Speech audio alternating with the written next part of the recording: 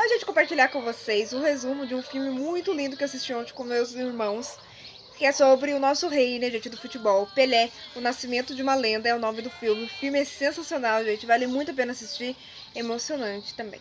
Tá de parabéns os atores, a trilha sonora e toda a história do nosso rei, né, gente? Então, começa o seguinte, né? Começa no ano de 1950, Brasil perdendo a Copa do Mundo, o pai de Pelé ficando muito triste, e ele era chamado de Dico Pelé, né, gente, na época. E ele jogava futebol, né, com os amiguinhos lá e tudo mais. E tinha, né,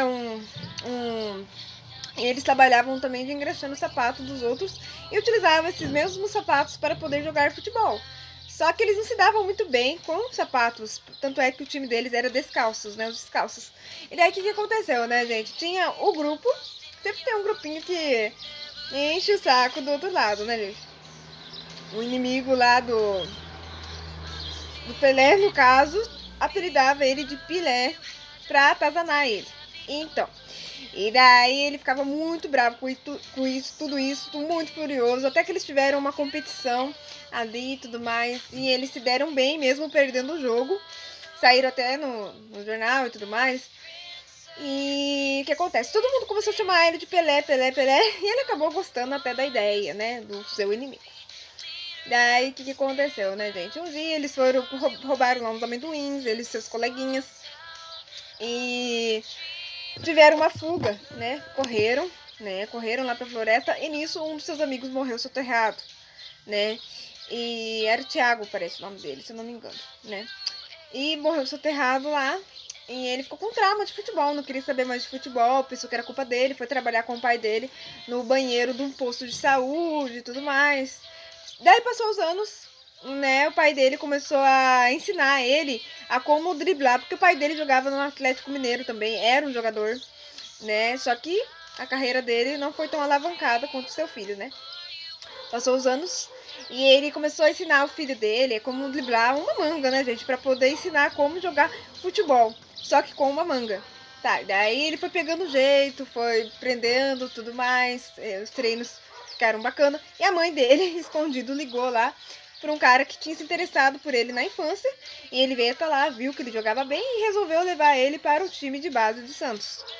Lá no Santos ele teve algumas dificuldades e tudo mais, porque o treinador não gostava, né, da forma dele jogar, que era uma forma antiquada, uma forma, essas coisas de ginga, não era muito favorecido a ele e tudo mais. E o que acontece, né? Ele foi convocado, né, para a Copa do Mundo de 1958. Não, 58. Foi convocado. E daí, mesmo sendo com 16 anos, ele conseguiu ser convocado, porque outro jogador tinha acontecido uma coisa lá com ele e tudo mais. Só que daí eles não estavam dando muito bem ali no jogo, porque o treinador era muito rígido, não deixava ele jogar com ginga e tudo mais. Daí ali ele conheceu o Garrincha, daí ali um dos colegas dele de time era o inimigo dele de infância, que chamava ele de Pelé. E daí que acontece, né, gente? Nos últimos jogos ele foi se dando por si, se dando por conta e começou a jogar conforme ele queria jogar, com ginga e tudo mais. E o Brasil acabou vencendo, né, gente, a Copa de 1958. E antes disso, ele tinha sofrido uma lesão muito grande. O joelho tinha sido lesionado ali, uma contusão. E mesmo assim, ele fez o esforço e jogou. E daí, no finzinho, assim, quando eles tiveram a vitória contra a Suécia, ele acabou caindo, né, gente? Não aguentando, né? E eles ergueram ele. E essa cena é real, né, gente? Tem vídeos dessa Copa do Mundo.